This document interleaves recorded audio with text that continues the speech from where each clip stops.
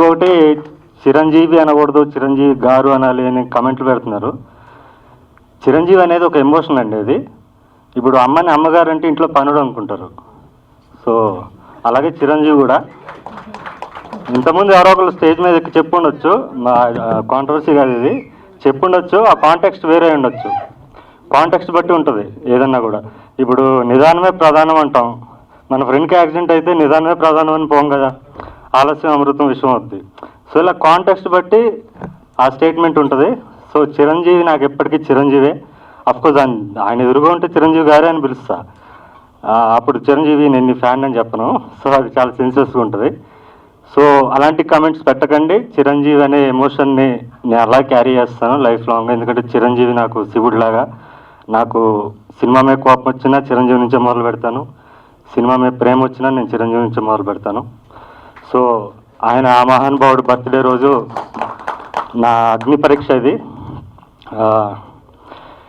చాలామంది నా theatrical entry కోసం వెయిట్ చేస్తున్నారు. సో టైం తీసుకున్నాను, కరెక్ట్గా దిగాలనుకున్నాను, కరెక్ట్గా దిగాను. ఐ బిలీవ్ ఇది ప్రతి మనిషికి కనెక్ట్ అవుద్ది. ఇందులో లోరాజ్ క్యారెక్టర్ గురించి చెప్పాలి. నేను ఇప్పుడు మీ టీజర్ చూస్తుంటే క్లాస్ వార్ పైన అది. నేను ఒక నారాయణగూడలో ఒక హాస్టల్లో ఉండేవాడిని, బాయ్స్ హాస్టల్లో ఉండేవాడిని. నేను ఒక లోవర్ మిడిల్ క్లాస్ ఫ్యామిలీ నుంచి వచ్చాను. ఆ హాస్టల్ ఎదురుగా ఒక ఇంట్లో ఆర్టీఓ ఉండేవాడు, ఒక ఆయన బాగా డబ్బున్న వాళ్ళు. అతనికి ఒక కొడుకు ఉండేవాడు, ఫుల్ ఏసీ కలరు, తెల్లగా ఉంటాడు, స్మార్ట్గా ఉంటాడు. రోజు కారులో నైట్ వచ్చేవాడు, ఫ్రెండ్స్తో పార్టీస్ చేసుకుని ఇంటికి వచ్చేవాడు. నేను అక్కడ అప్పట్లో క్రికెట్ ఆడేవాడిని, షాడో ప్రాక్టీస్ చేసేవాడిని హాస్టల్ ప్రెమిసెస్లో. సో ఒకసారి పిలిచండి నన్ను, పిలిచి ఏం చేస్తున్నావు, రోజు ఇట్లా ప్రాక్టీస్ చేస్తున్నావు అంటే, నేను క్రికెటర్ అవుదాం అనుకుంటున్నాను, దానికోసం నేను కష్టపడుతున్నాను డే నైట్ అని చెప్తే, మీ డాడీ ఏం చేస్తాడని అడిగాడు. చెప్పాను. వెనక చూసి ముందు పోవాలి బ్రో అన్నాడు. ఆయన ఒక స్మైల్ ఇచ్చాడు. ఆ రోజు అనుకున్నాను, వీడు నన్ను ఫ్యూచర్లో ఇలా చూడాలనుకున్నాను. అక్కడి నుంచి వాడే నన్ను ఇన్స్పైర్ చేశాడు. ఈరోజు ఈ క్లాస్ వార్ పైన నేను ఏదైతే సీన్ మీకు చూపించానో దానికి రీజన్ కూడా వాడే. ఎక్కడున్నా కూడా థ్యాంక్ యూ బ్రో, నన్ను చాలా ఇన్స్పైర్ చేసావు. ఎక్కడున్నా కూడా నన్ను చూడాలి, నువ్వు ఇలాగే చూడాలనుకుంటున్నాను, ఇక ముందు కూడా చూస్తావు. దీన్ని ఇన్స్పిరేషన్గా తీసుకునే నేను ఈ లోవరాజ్ క్యారెక్టర్ క్రియేట్ చేశాను. ఎందుకంటే ఈరోజు ఇంటలెక్చువల్ ప్రాపర్టీకి వాల్యూ పోయింది. ఇప్పుడు నేను కారులో దిగితే ఒక మర్యాద, సైకిల్ మీద దిగితే ఒక మర్యాద, నడుచుకుంటూ వస్తే ఒక మర్యాద, అలా ఉండకూడదు.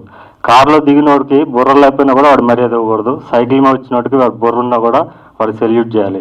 సో ఆ థాట్ ప్రాసెస్ నేను యూత్లోకి ఎప్పుడు కూడా ఇండ్యూస్ చేయడానికి ట్రై చేస్తుంటాను. సో అందులో భాగంగానే ఈ క్లాస్ వార్తో ఈ టీజర్ మీకు చూపించాను, స్టార్ట్ చేసిన ఈ కాన్సెప్ట్ని. అండ్ నేను ఎప్పుడు కూడా నా కోసం సినిమాలు తీసుకుంటాను. అంటే నటుడిగా నేను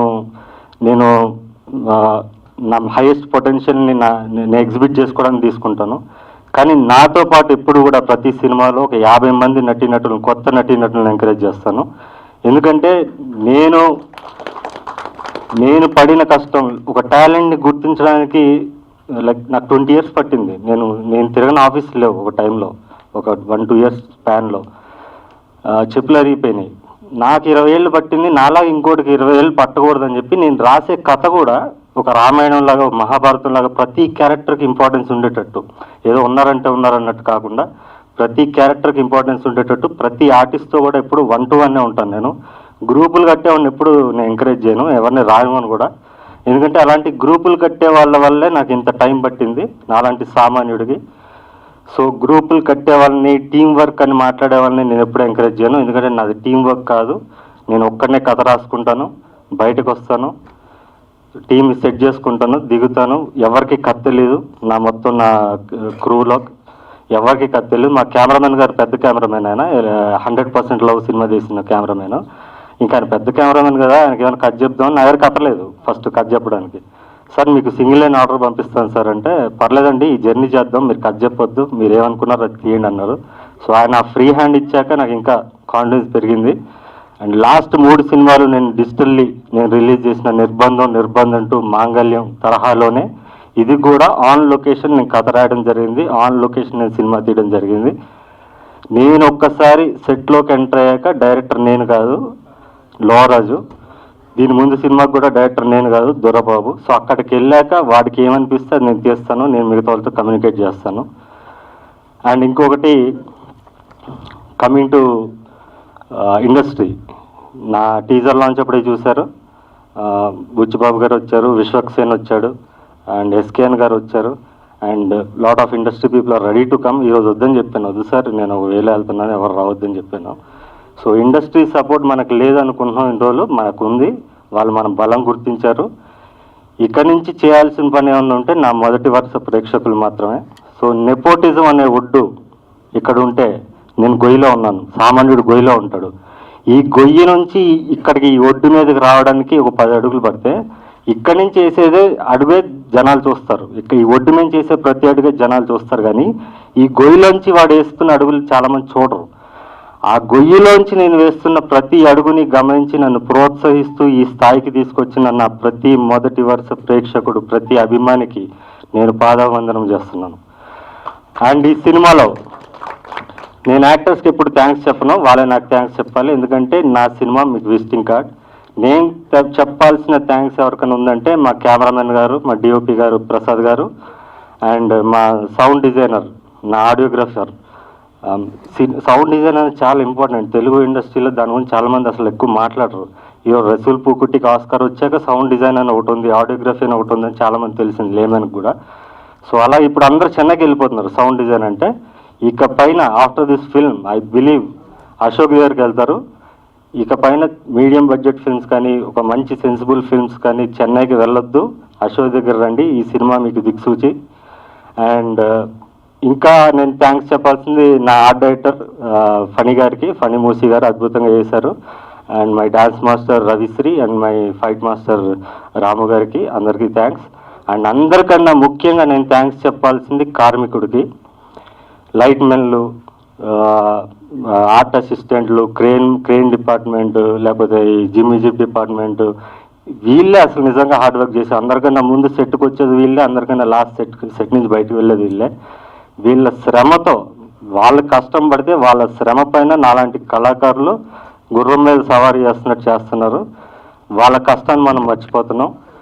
ఇదో ఇండస్ట్రీని చాలామంది చెప్తుంటారు, ఐ టోటలీ అబ్జెక్ట్ ఇట్. మా వల్ల ఇండస్ట్రీ బతుకుతుంది, మా వల్ల ఇన్ని ఫ్యామిలీస్ బతుకుతున్నాయి అనేది టోటల్లీ రాంగ్ కాన్సెప్ట్. అది వీళ్ళందరి వల్లే మేము బతుకుతున్నాం, వీళ్ళ కార్మికుల కష్టం వల్లే కళాకారుడు బతుకుతున్నాడు. సో ప్రతి కార్మికుడికి, నా సినిమాపై పనిచేసిన ప్రతి కార్మికుడికి, ఇప్పుడు మేమంటే ఏదో ఇక్కడికి వచ్చి మాట్లాడుతున్నాం మా సినిమా అని చెప్తున్నాం, కానీ వాళ్ళు ఎక్కడో వేరే సినిమా షూటింగ్లో ఉంటారు, వాళ్ళు మన ట్రైలర్ టీజర్ చూసుకుని ఈ సినిమా మేము పనిచేసామని చెప్పుకుంటారు. సో మీ రక్త మాంసాల మీద, మీ శ్రమ పైన నేను ఈరోజు నా క్రియేటివిటీ నేను చేసుకున్నా అంటే దానికి కారణం మీరే. మీ అందరికీ కూడా పాదవందనం.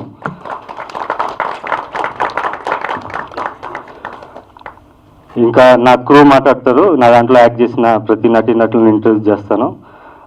ముఖ్యంగా కిరీటి రా.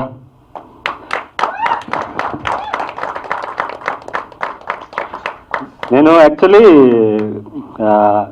లాస్ట్ 3 సినిమాలు నేను డిజిటల్లీ రిలీజ్ చేసిన 3 సినిమాలు కూడా ఆన్ లొకేషన్ కథ రాశాను. ఈసారి సినిమాకు థియేటర్కి వస్తున్నాను, ప్రాపర్ కథ రాసుకోవాలని చెప్పి 2-3 కథలు రాశాను ఒక్కనే కూర్చుని.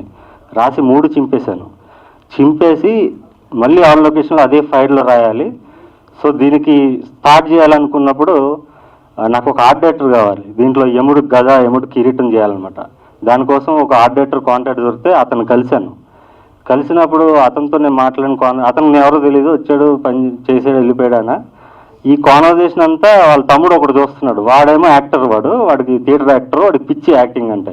వాడు అటు ఇటు కనుక్కొని నా దగ్గరకు వచ్చాడు, వచ్చి నాకు ఇలా యాక్టింగ్ ఇంట్రెస్ట్ ఉన్నా, నీ సినిమాలో చేస్తా అంటే. నాకు వీడిని చూశాను, 2 డేస్ చూశాక రాముడికి లక్ష్మణ్, ఇంతకుముందు లక్ష్మణ్ ఎలాగో ఈ సినిమాకి సూర్యబాబు అలాగా. లక్ష్మణ్ బాగా ఎంటర్టైనింగ్ ఉంటాడు, కానీ ఇందులో సూర్యబాబు చాలా సెటిల్డ్గా ఉంటాడు. ప్రతి హీరో ఫ్రెండ్ అంటే ఇలా ఉండాలి అనే విధంగా సూర్యబాబు ఉంటాడు. All the best to him. And next Nagalakshmi. నేను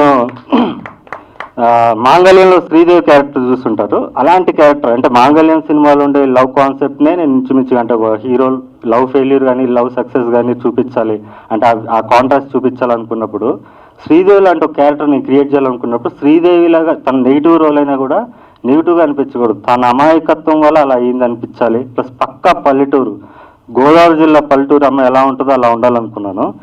చాలా ఆడిషన్స్ చేశాను, చాలామంది చూశాను, నాకు వర్కౌట్ అవ్వాల. సో ఈ కిరీటి వీళ్ళ దాంట్లోనే పనిచేసే ఒక అమ్మాయి ఉంది సార్, అని వేరే క్యారెక్టర్, వేరే హీరోయిన్, మెయిన్ హీరోయిన్ క్యారెక్టర్గా తీసుకొచ్చాడు. కానీ ఈ అమ్మాయిలో నేను ఈ క్యారెక్టర్ చూశాను. నిజంగా అమ్మాయి చాలా అమాయకురాలు, నిజంగానే అలాగే పల్లెటూరు భాష మాట్లాడుతుంది. కానీ ఆమె మొన్న కాన్వకేషన్ తీసుకుంది, మొన్న డిగ్రీ కూడా చదివింది, బాగా చదువుకున్న అమ్మాయి. కానీ ఎందుకు నువ్వు ఇలా మాట్లాడుతావు అంటే మా ఇంట్లో అలా మాట్లాడుతుంది. సో నాకు ప్లస్ అయింది, thank you so much. And ఆ అమ్మాయికి బ్యూటిఫుల్ ఫేస్ ఉంది, డెఫినెట్లీ యూత్లో ఒక ఊపు ఊపేస్తుంది. అండ్ అనిల్ గారు, ఈ అనిల్ గారి గురించి నేను కొత్త చెప్పాల్సిందేం లేదు. అశోక్ అన్న మీ అందరికీ తెలిసి ఉంటుంది, నిర్బంధం 2, మాంగళ్యంలో కాశీ, ఆయన అద్భుతమైన నటుడైన. ఆయన గురించి నేను చెప్పవసరం లేదు, ఇంకా ఆల్రెడీ ఆయన స్టార్. ఈ సినిమాతో థియేటర్కి వెళ్ళి ఎంట్రీ ఇస్తున్నాను నాతో పాటు అంతే.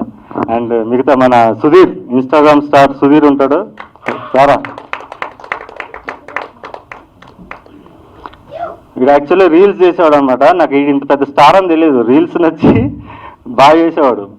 తన ఓన్ వాయిస్తో, ఓన్ కంటెంట్తో చాలా బాగా చేసేవాడు. ఇందులో ఒక చాలా ఇంపార్టెంట్ రోల్ ఉంటే పిలిచేది తెలిసింది. అసలు నా సినిమా టీజర్ కింద కూడా సుధీర్ అన్న ఫ్యాన్స్ అని పెడుతున్నారు. నా మీనేమో ఫోన్ చేసి, సార్ మీరు సుడిగాలి సుధీర్ అనుకుంటున్నారు చాలా మంది మిమ్మల్ని, సుధీర్ అన్న ఫ్యాన్స్ అంటే నేను కూడా షాక్ అయ్యి, తర్వాత అర్థమైంది వీడని. నిఖిల్ ఆల్రెడీ వాడిని ఇంట్రడ్యూస్ చేశాము. ఇతను కూడా థియేటర్ యాక్టర్, ఫెంటాస్టిక్ యాక్టర్, మీరు చూసారు ఆల్రెడీ, తన గురించి చెప్పాల్సిన అవసరం లేదు. నాగతేజ,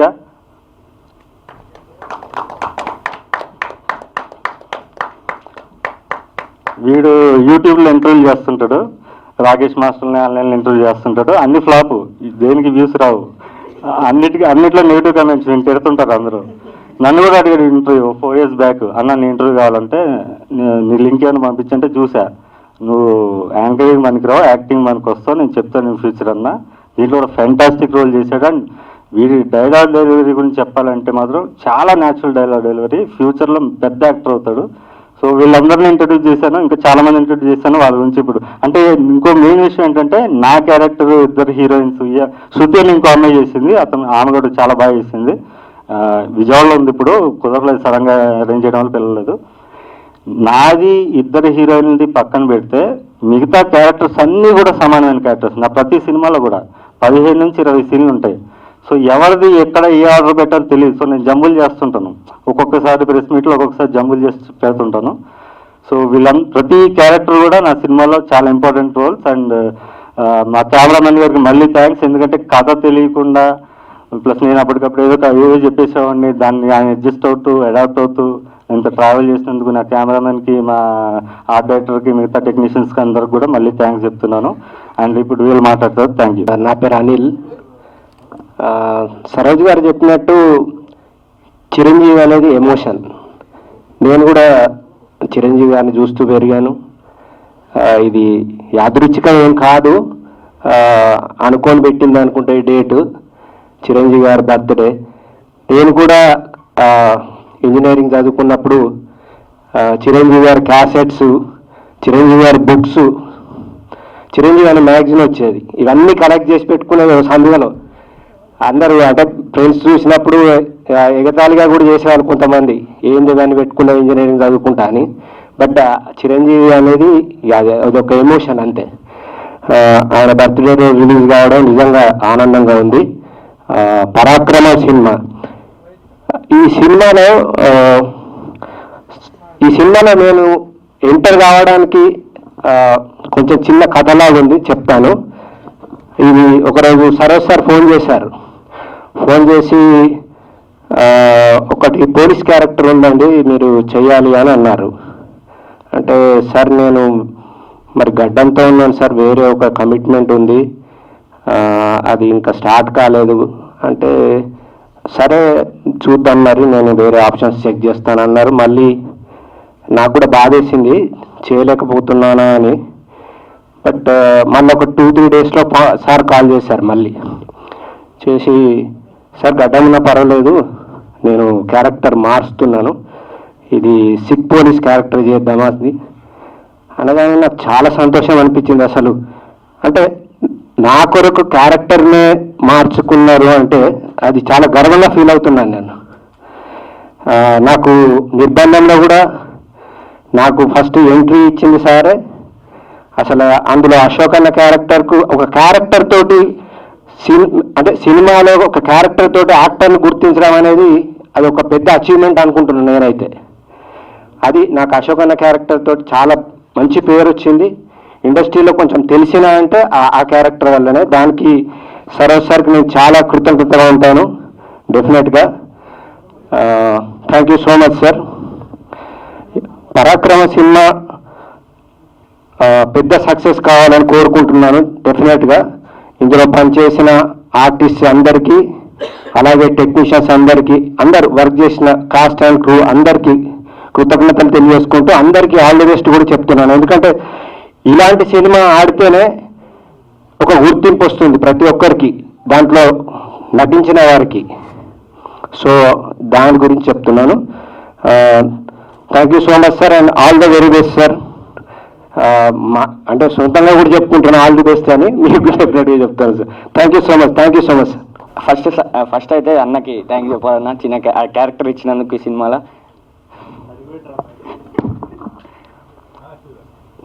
అదే సరోజనకైతే ఫస్ట్ థ్యాంక్స్ ఇవ్వాలి, అంతకంటే ఎక్కువ నేనేం మాట్లాడాను. ఈ సినిమా 22 ఆగస్ట్ హిట్ అవ్వాలని నేను కోరుకుంటున్నా, అంతే. మా ఫాలోవర్స్ కూడా అందరు చూడాలి. థ్యాంక్ యూ సో మచ్ అందరికి. Thank you.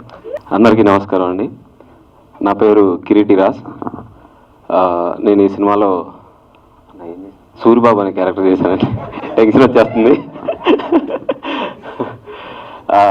ఇందాక అన్న ఒక మాట అన్నారు, ఈ సినిమా తర్వాత మీకు ఒక విజిటింగ్ కార్డ్ అవ్వాలి ఇది అన్నారు. అది 100% అండి. నేను చాలా ఆఫీసులు తిరిగాం, ఆడిషన్ అని, ఒక చిన్న రోల్ ఇవ్వండి, ప్రూవ్ చేసుకుంటాం అని చెప్పి. టెక్నికల్గా వేరే వేరే వాటిలో తీసుకున్నారు కానీ ఆర్టిస్ట్కి ఎవరు గుర్తించలేదండి. సరోజ ఫస్ట్ చూసినప్పుడే ఓకేరా ఏదో చేసేద్దాం అని అన్నారు. తర్వాత పోతూ అన్నతో జర్నీ చేస్తున్న టైంలోనే ఈ క్యారెక్టర్ ఇవ్వడం జరిగింది. థ్యాంక్ యూ సో మచ్ అన్న. మీరు చెప్పింది నిజమే అన్న, విజిటింగ్ కార్డ్ అయింది. చాలా సినిమాల్లో ఇప్పుడు ఈ మధ్య చేసిన తర్వాత వేరే ఆఫీసులకు వెళ్ళి ఇప్పుడు ప్రజెంట్ ఏం చేస్తున్నారు మీరు ఆర్టిస్ట్గా అంటే, నేను ఒక పరాక్రమం సినిమా చేశానండి బండి సరోజ్ గారు దాని అంటే, ఓకే రిలీజ్ ఎప్పుడు, మళ్ళీ యూట్యూబ్కి వెళ్తున్నాం, థియేటర్ వెళ్తున్నాం సార్ ఈసారి స్ట్రాంగ్గా అంటే, ఓకే అంటే గుర్తించడం స్టార్ట్ చేసిరన్న నన్ను. థ్యాంక్ యూ సో మచ్ అన్న. ఈ స్టేజ్ మీద థ్యాంక్స్ చెప్పుకోవాల్సింది సరోజ్ అన్నకి, మా పేరెంట్స్కి, మా అన్నకి, నన్ను సపోర్ట్ చేసిన మా చెల్లికి, మా ఫ్యామిలీ అందరికీ. ఎక్కడికి వెళ్ళినా మా నాన్న ఒక మాట, ఏదైనా చిన్న ఫంక్షన్కి వెళ్ళినా అందరినీ పిలిచి మా చిన్న కొడుకు, మా పెద్ద కొడుకు అని పరిచయం చేస్తుంటారు. మేము సిగ్గై దాచుకొని వెళ్ళిపోతుంటాం పక్కకి, ఎందుకంటే ఇప్పుడు ఏం చేస్తున్నావు నన్ను అందరికి పరిచయం చేస్తున్నాం. కానీ ప్రతి విషయంలో మేము చేసే దాంట్లో ఫైన్ ఆర్ట్ చేస్తాను సపోర్ట్ చేశారు. సినిమాలకు వెళ్తాను కానీ వెళ్ళు, నువ్వు చేయగలుగుతావు మమ్మల్ని సపోర్ట్ చేశారు. Thank you so much. Hi అండి, అందరికి నమస్కారం. నా పేరు నిఖిల్. దీంట్లో నానాజీ అనే క్యారెక్టర్ చేశాను. నేను ఎవరికైనా థ్యాంక్స్ చెప్పుకోవాలంటే అది ఫస్ట్ సరోజనకి. ఎందుకంటే అంత పెద్ద క్యారెక్టర్ నన్ను నమ్మిచ్చాడు కాబట్టి. నాకు తెలీదు నేను ఎంత మంచిగా చేశానో, నేను ఆ క్యారెక్టర్ని నిలబెట్టానో లేదా అని నాకు తెలీదు. మీరే చూసి చెప్పాలి. అండ్ ఇంకొకరికి థ్యాంక్స్ చెప్పాలి, కిరీటికి. ఎందుకంటే కిరీటియే నన్ను అన్నకు పరిచయం చేశాడు అనమాట. ఇంకేం అంత మాట్లాడేది ఏం లేదు కానీ 22 ఆగస్ట్ ఒక్క నిమిషం ఉన్నా.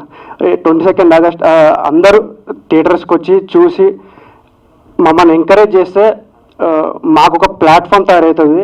ఎందుకంటే బడ్డింగ్ యాక్టర్స్కి, కొత్త వాళ్ళకి